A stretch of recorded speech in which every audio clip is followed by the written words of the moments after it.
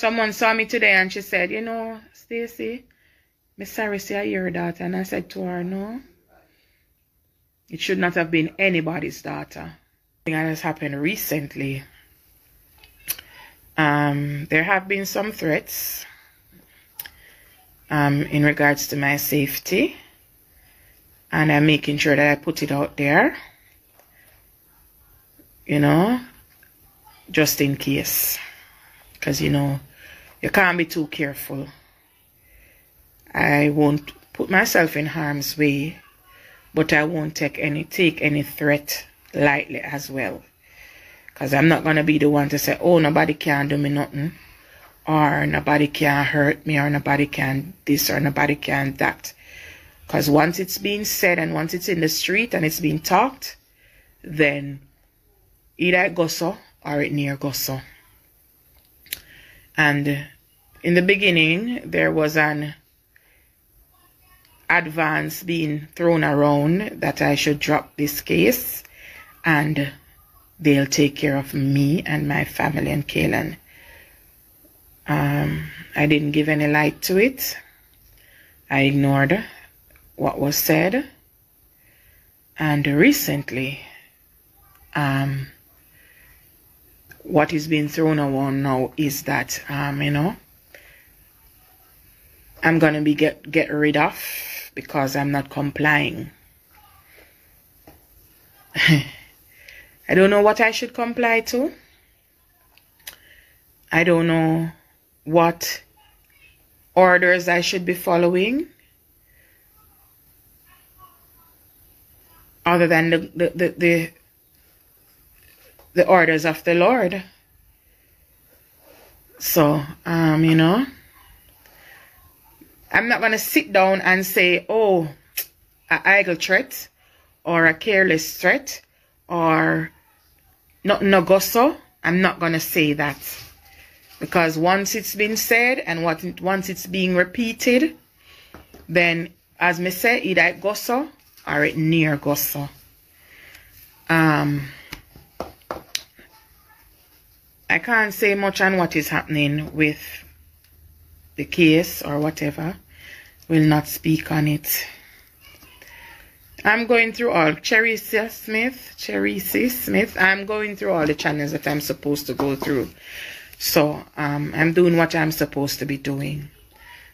But me just make sure I put it out there that I have received threats. Right? I have received threats. And I'm not taking any threats lightly. Right? Because I don't know whose orders I am supposed to be following or who I should be complying with. Why my life is being threatened. So may I make sure I put it out there that I have received threats. It has been thrown around in the streets. Numerous talks have been made and it has reached right back to me.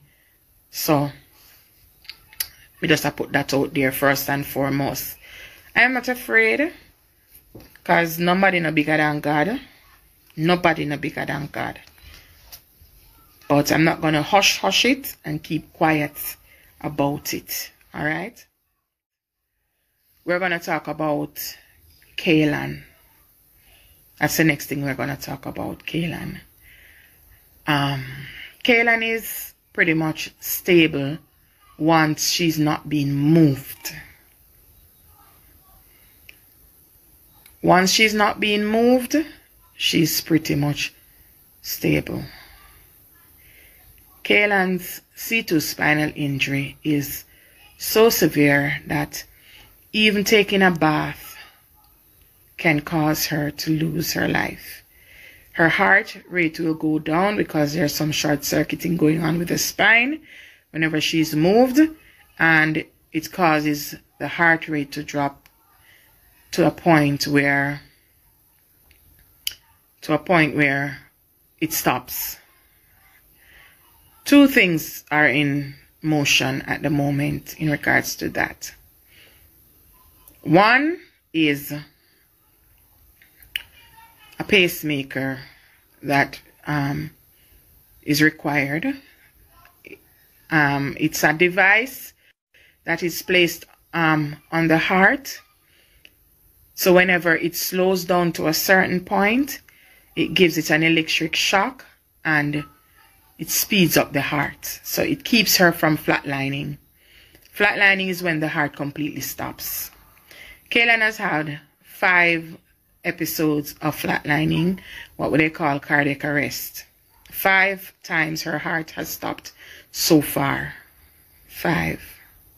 No, Crystal, that's the good thing. As I said before, she's stable once she's not being moved.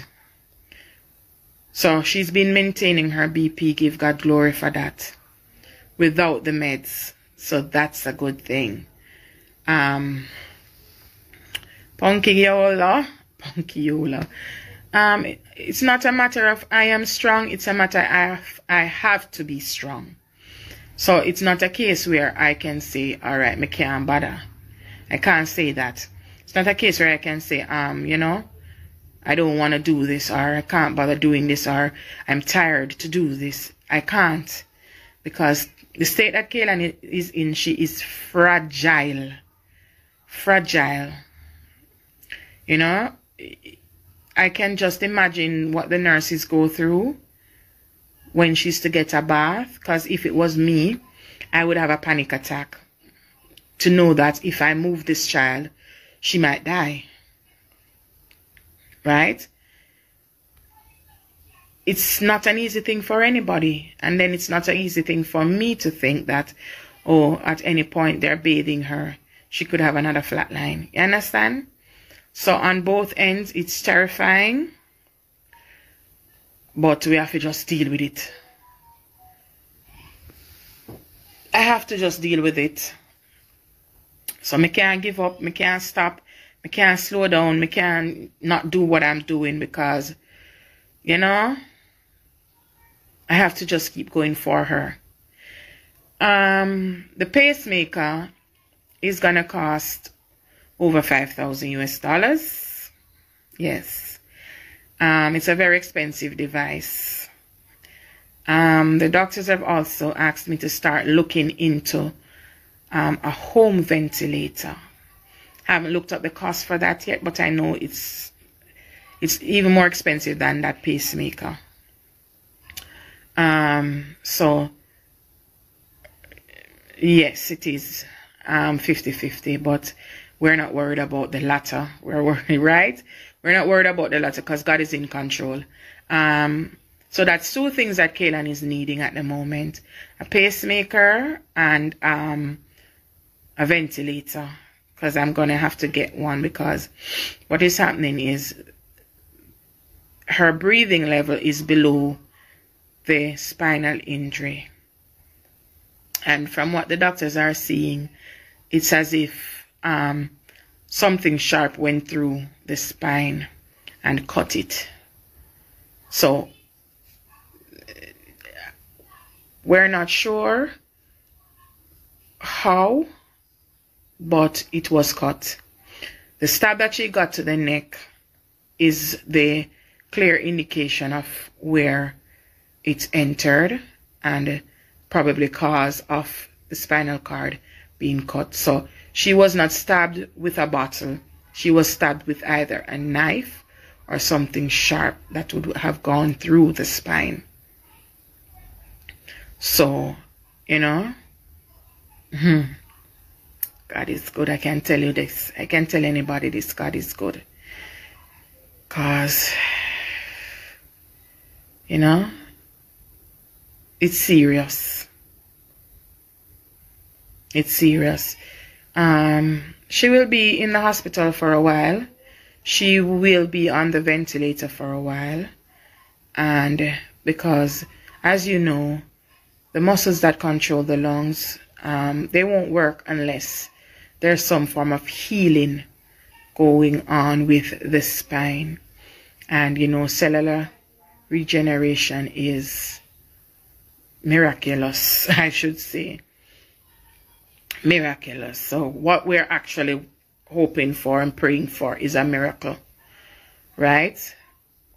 Basically, that's what we're hoping and praying for, a miracle.